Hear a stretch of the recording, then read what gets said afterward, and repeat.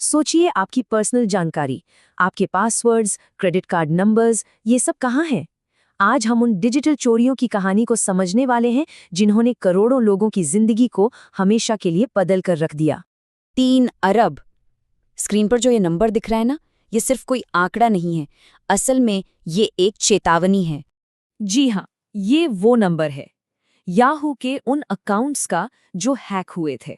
ये इतिहास का सबसे बड़ा सिंगल ब्रीच है, जिसने इंटरनेट पर सुरक्षा को लेकर हमारी सोच को हमेशा के लिए तोड़कर रख दिया। तो सवाल ये उठता है कि सिक्योरिटी इतनी बुरी तरह से इतने बड़े स्केल पर फेल कैसे हुई, और इन घटनाओं से हम क्या सबक सीख सकते हैं। चलिए पता लगाते हैं।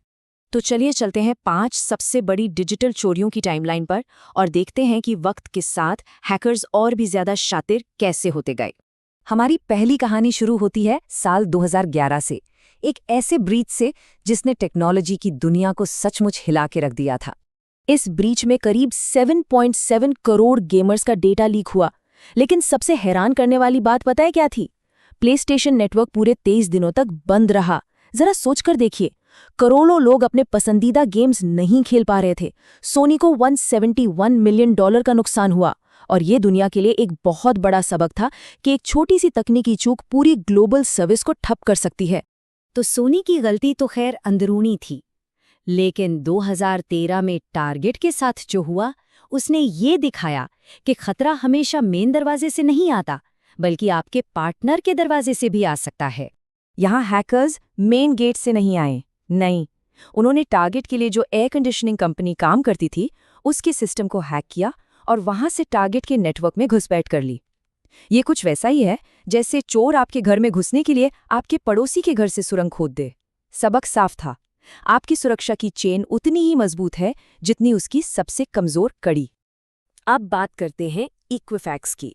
ये ब्रीच एक टर्निंग पॉइंट था जहां बहुत ही ज्यादा सेंसिटिव पर्सनल जानकारी लीक हुई। जरा सोचिए, एक ताला टूटा हुआ है और उसे ठीक करने के लिए चाबी भी आपके पास है, लेकिन आप उसे महीनों तक ठीक ही नहीं करते। इक्विफैक्स ने बिल्कुल यही किया। एक जानी पहचानी सिक्योरिटी प्रॉब्लम को ठीक न करने की एक गलती, और नतीजा 14.7 करोड़ लोगों के सोशल सिक्योरिटी नंबर्स और जन्म की तारीखें लीक हो गईं। कंपनी को $700 मिलियन का जुर्माना देना पड़ा, जो लापरवाही की एक बहुत बड़ी कीमत थी। अगला केस है मैरियट का। ये हमें बताता है कि जब दो बड़ी कंपनियां मिलती हैं तो उनके साथ छिपे हुए खतरे भी मिल जाते हैं। ये एक डिजिटल ट्रोजन हॉर्स जैसा था। हमलावर स्टारवुड के नेटवर्क में चुपचाप बिना किसी को पता चले 4 साल से बैठे हुए थे। तो जब मैरियट ने स्टारवुड को खरीदा तो उन्होंने सिर्फ होटल नहीं खरीदे, बल्कि उन हैकर्स को भी अपने नेटवर्क में ले आए। ये घटना एक बहुत बड़ा सबक थी। जब आप कोई कंपनी खरीदते हैं तो आप उसकी सारी डिजिटल समस्याएं भी विरासत में लेते हैं। और हमारी आखिरी केस स्टडी एक मॉडर्न ब्रीच पर है। इसने एक नए तरह के रिस्क को सामने लाया, क्लाउड इंफ्रास्ट्रक्चर। यहाँ हुआ ये कि क्लाउड में एक डिजिटल दरवाजे पर कह सकते हैं कि एक गलत ताला लगा दिया गया था। बस एक छोटी सी गलती और 10.6 करोड़ लोगों का डेटा बाहर। ये ब्रीच एक चेतावनी थी कि क्लाउड पर सिक्योरिटी करना अपने ऑफिस में ताला लगाने जैसा नहीं है। इसके नियम अलग हैं और एक छोटी सी सेटिंग की गलती भी करोड़ों का नुकसान कर सकती है। तो ये टाइमलाइन हमें क्या दिखाती है? यही कि पिछले दशक में साइबर हमले सिर्फ लगातार नहीं हुए, बल्कि उनके तरीके भी बदलते रहे और ज्यादा शातिर होते गए। तो इन अलग अलग कहानियों में क्या कोई कॉमन पैटर्न है? क्या चीज इन्हें जोड़ती है? चलिए इन डॉट्स को कनेक्ट करते हैं।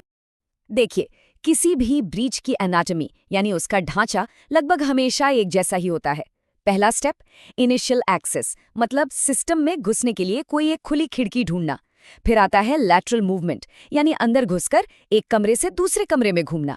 तीसरा, डेटा एक्सफिल्ट्रेशन, मतलब जो भी कीमती सामान है उसे कॉपी करके बाहर निकालना। और सबसे खतरनाक चौथा स्टेप, लेट डिटेक्शन, यानी चोरी हो जाने के महीनों, कभी कभी तो सालों बाद कंपनी को पता चलता है कि कुछ गलत हुआ है। तो सबसे ज़रूरी बात यह है कि ये सारे ब्रीच किसी बहुत ही हाईटेक कॉम्प्लेक्स हमले की वजह से नहीं हुए थे। नहीं, ज़्यादातर मामलों में ये बहुत ही बेसिक सिक्योरिटी रूल्स को नज़रअंदाज करने का नतीजा थे, जैसे अपडेट्स को इग्नोर करना या कमज़ोर नेटवर्क मैनेजमेंट। और खतरा सिर्फ एक कंपनी तक नहीं रुकता। जो पासवर्ड याहू से चोरी हुए उन्हीं का इस्तेमाल करके लोगों के दूसरे अकाउंट्स जैसे जीमेल और फेसबुक को हैक किया गया। इसे कहते हैं कैस्केड इफेक्ट, जब एक जगह लगी आग फैलकर पूरे जंगल को अपनी चपेट में ले लेती है। यही वजह है कि हर वेबसाइट के लिए एक ही पासवर्ड रखना इतना ज्यादा खतरनाक माना जाता है। अब जरा इन नंबर्स को देखिए, ये स्केल देखिए। हम अब लाखों की नहीं करोड़ों की बात कर रहे हैं। प्लेस्टेशन के 7.7 करोड़ से शुरू होकर मैरियट के लगभग 40 करोड़ रिकॉर्ड्स तक ये ब्रीच का पैमाना वक्त के साथ बस बढ़ता ही गया है। और आखिर में ये समझना जरूरी है कि इन घटनाओं का असर कितना लंबा होता है, जिसे हम एक परमानेंट डिजिटल शैडो या स्थायी डिजिटल छाया कह सकते हैं। साल 2015 में अमेरिकी सरकार की अपनी HR एजेंसी OPM हैक हो गई। अब ये सिर्फ पैसों की चोरी नहीं थी, ये सीधे सीधे राष्ट्रीय सुरक्षा पर हमला था। इसमें सरकारी कर्मचारियों के फिंगरप्रिंट्स और उनकी सीक्रेट जांच से जुड़ी जानकारी लीक हो गई। सोचिए, एक देश के जासूसों की पूरी लिस्ट उसके दुश्मनों के हाथ लग जाए। ये एक कड़वी सच्चाई है।